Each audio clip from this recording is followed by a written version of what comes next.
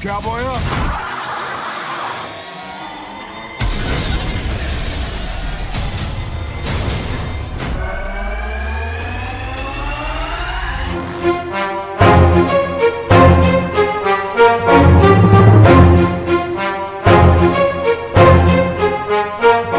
What's up, Universe, and welcome back to the web's first must-see comic and agriculture show. Welcome to Comic Universe, guys. I'm one of your hosts, as always, C-Dubs, and as you guys can see, I'm running solo on this video. Guys, we are here to review the brand new spin-off from the Fast and the Furious franchise, Hobbs and Shaw.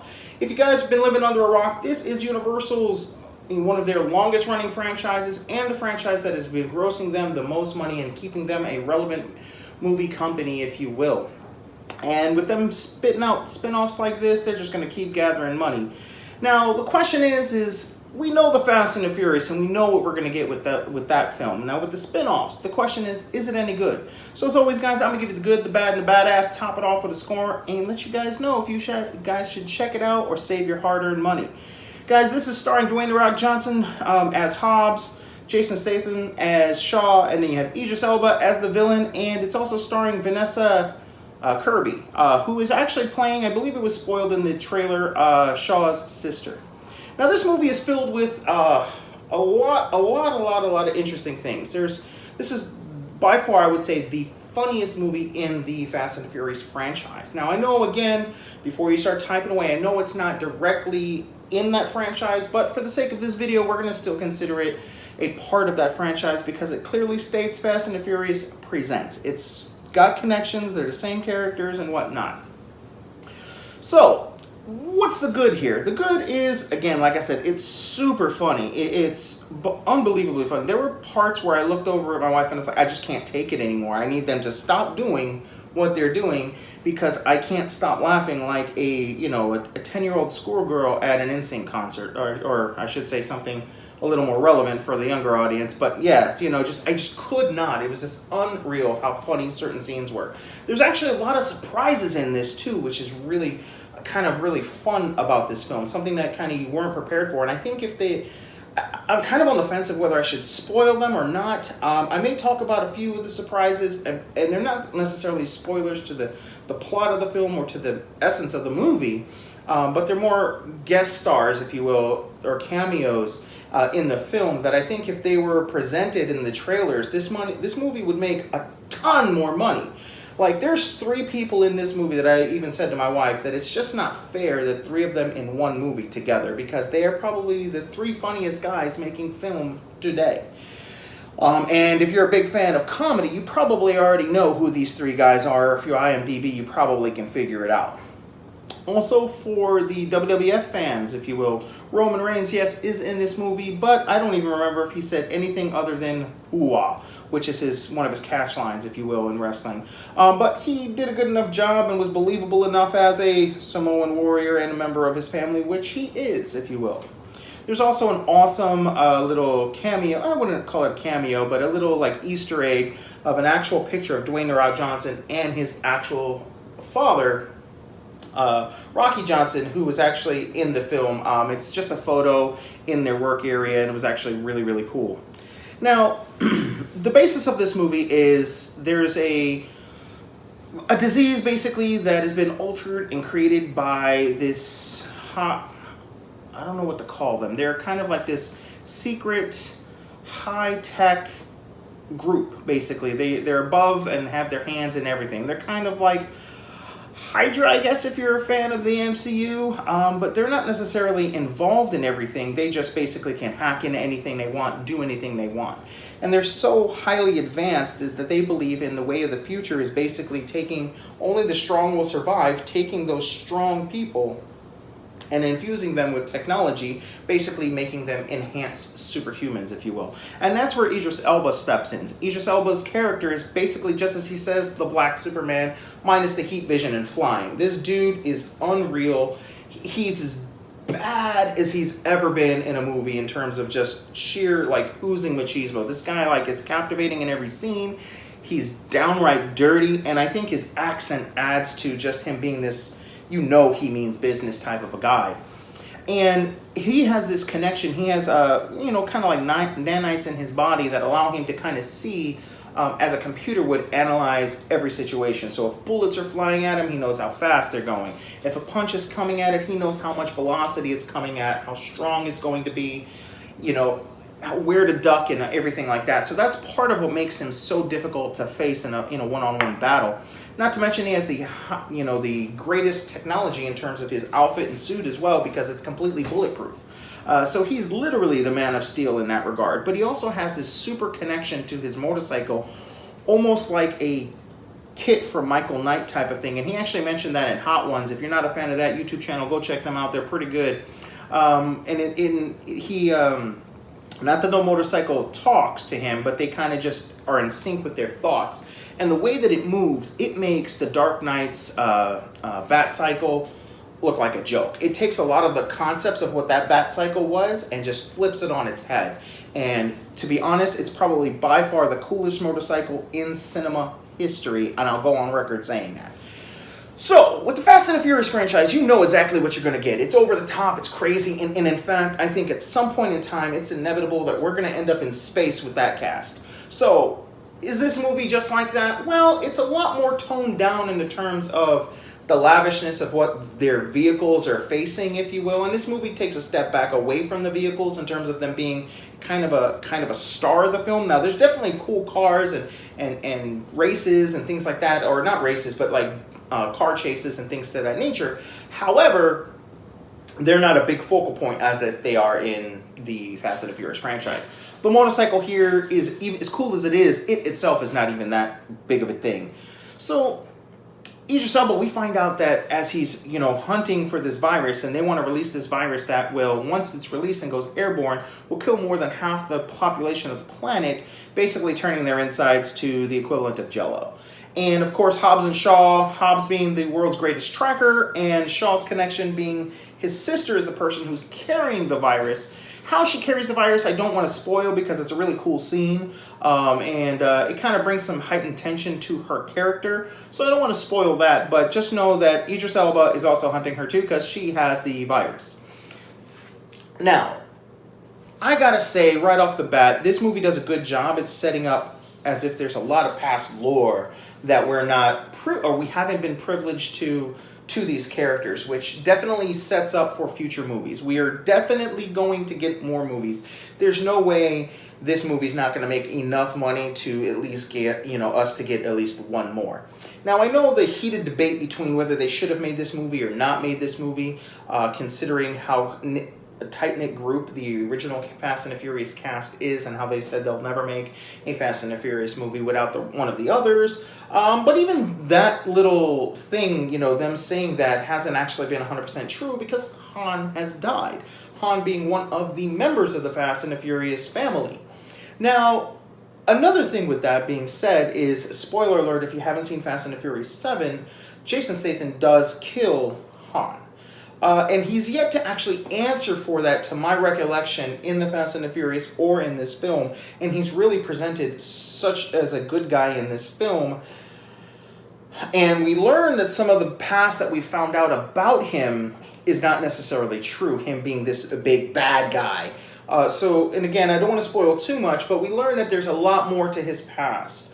So my question is, and I've also read that the producers of the film and the director of the film basically say, yes, eventually, and even in the movie he mentions to a couple of people, he's going to have to answer for some of the things that he has done. So though he may not be this unbelievably evil dude like we thought he was, again, it turns out that there's a lot more to him, but he's still going to have to answer for that crime. So that, I guess, I would chalk up into some of the bad, because it's just, if you're a big fan of the franchise and you're a fan of continuity, you just are left in this suspended animation of just having to wait it out, and you just want to know the answer to something that's been going on for so long. And you don't get that. So, but again, the way they play off each other is the best they've ever been. Yes, they had it in the previous installments, but this film is on a whole nother level. Like, there's just like 10-minute time spans within the movie of them just bickering. And I can see how some people, that is a huge turnoff.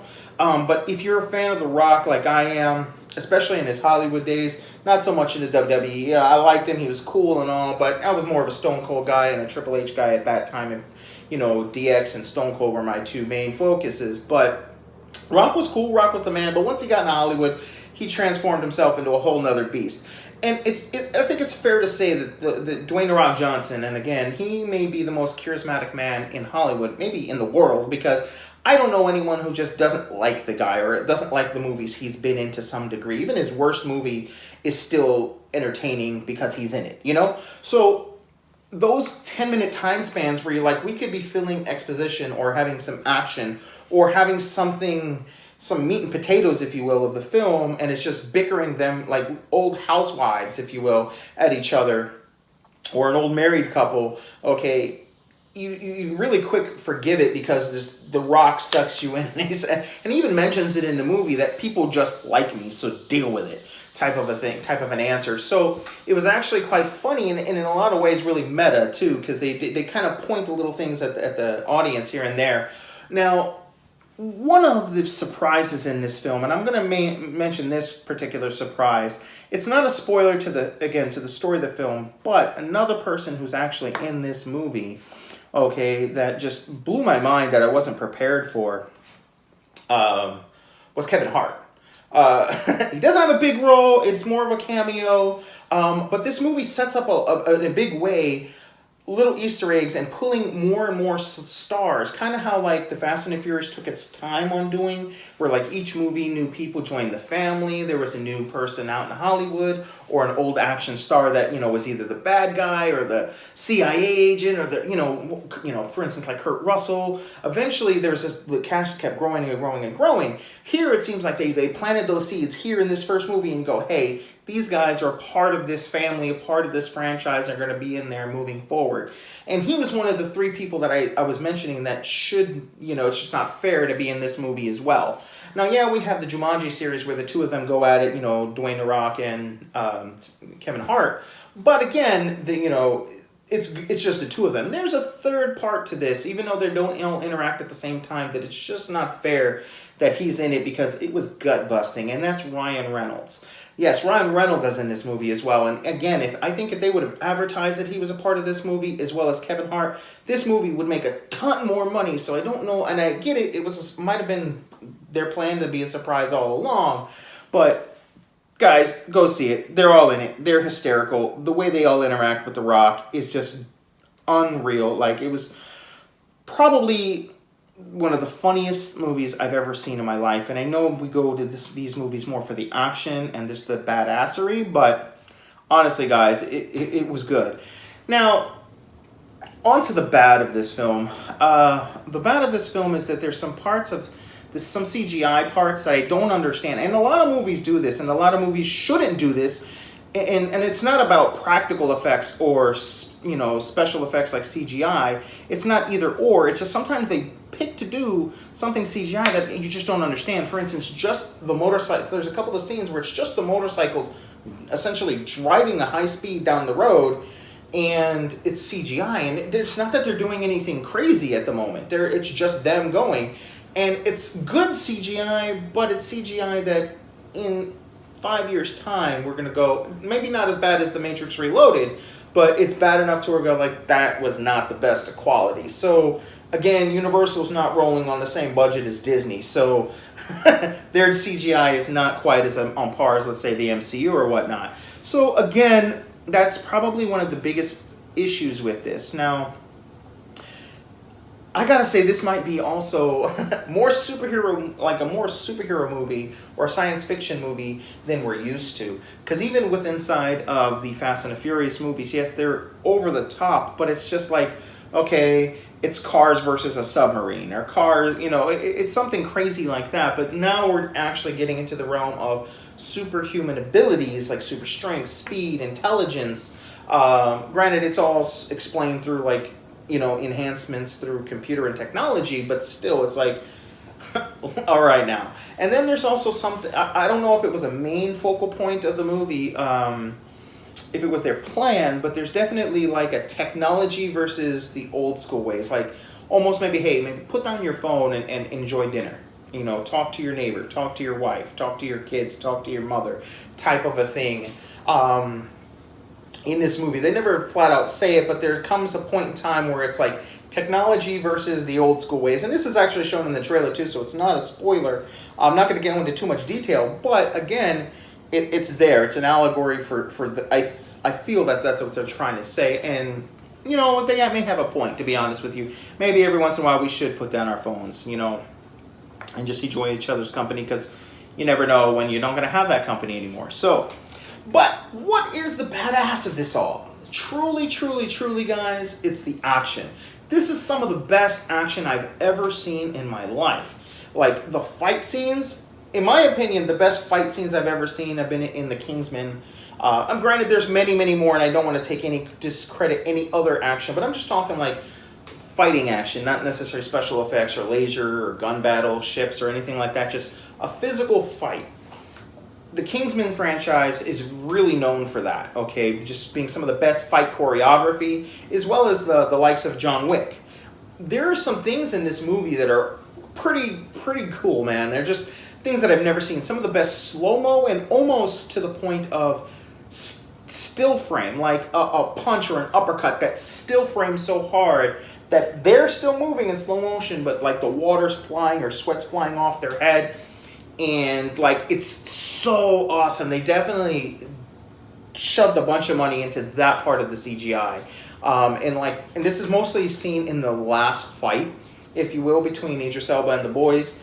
But it's really, really cool. But what I want to say here, and I just kind of roll it out, and for anyone who has any issues with this movie kind of being spun off from the franchise and them just trying to milk it, or whatever the case may be, this movie does adopt a lot of the same,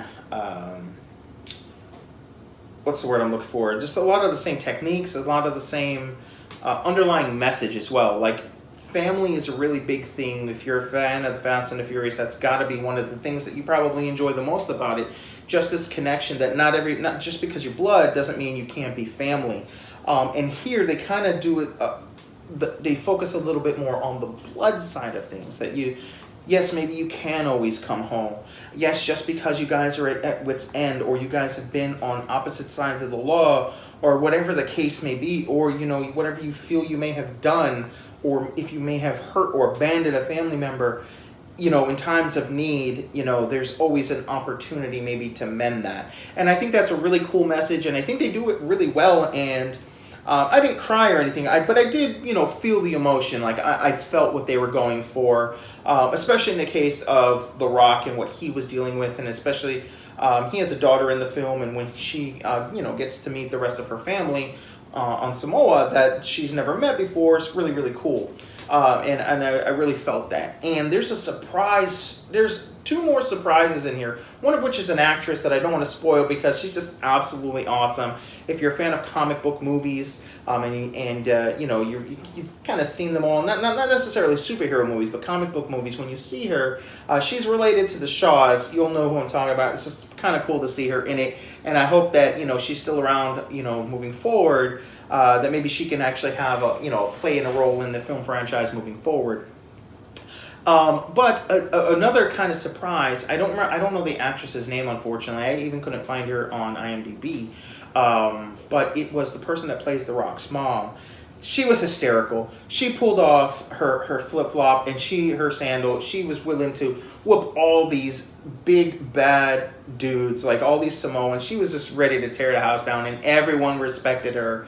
And it was just so awesome to kind of see that. Kind of was hoping that it could have been really, you know, Dwayne Johnson's real mom. As being a wrestling fan, I know, you know, I've seen her before. It would have been kind of cool. But this lady, she just kind of, every scene she's in, she kind of steals the show. And to have that kind of charisma and ability to do that in a scene where you have The Rock, you know, right across from you, and you can steal that scene, you're doing something right. So, you know, I don't know if Hollywood has many roles for Samoan mothers, okay, but if I see her in other movies, I'll think it's absolutely a great thing. She has great comedic timing. She's definitely a shining point to this movie, guys. So at the end of the day, I would give this a solid 4 out of 5 stars. I had a damn good time, way better time. Honestly, we were going to see this movie more so out of I've already been with the franchise for so long. The universe probably wants to know if it's good or bad, wants to know what we think, more so out of obligation than actual want. But I actually left the film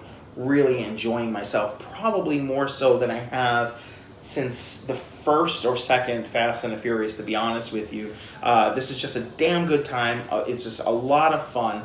Definitely check it out, guys. Don't look at any other score anyone wants to give you. Just, go in, know what you're getting, and I would even go on the record, and it's fair game to say, I think, as much as Stallone wants to kind of bring all of his old crew back from the 80s and early 90s and try to be the staple of action movies, the staple of current action movies lies with two franchises, in my opinion. The first being Fast and the Furious, and the second now being John Wick. So, to Stallone, who wants to bring the Expendables and make the Expendables this thing, you've had a couple of outings, they've been good enough movies, but you just haven't accomplished what your goal is. You're going to need to step your game up, bring some good fight choreography to compete these two juggernauts, if you will, guys. So that's it, guys. Go see this movie. Let me know in the comments below, what did you guys think? Did you like it? Did you hate it? Did you think it was too funny? Was it not what you signed up for? Did you just think it's just... Are you just over with the Fast and the Furious franchise? Or are you just, like me, that's just a sucker for just to keep going because you've already you already spent so much money, you might as well keep going at this point, guys. So, guys, don't forget to like, share, and subscribe on this video. Thank you so much for all the love and support, guys. And until next time, I'm C-Dubs, and I'll see you in the universe. Peace. Be the fan, that's what they call me. I promise that you never be lonely. Be the fan, that's what they call me. Promise that you never be lonely. Be the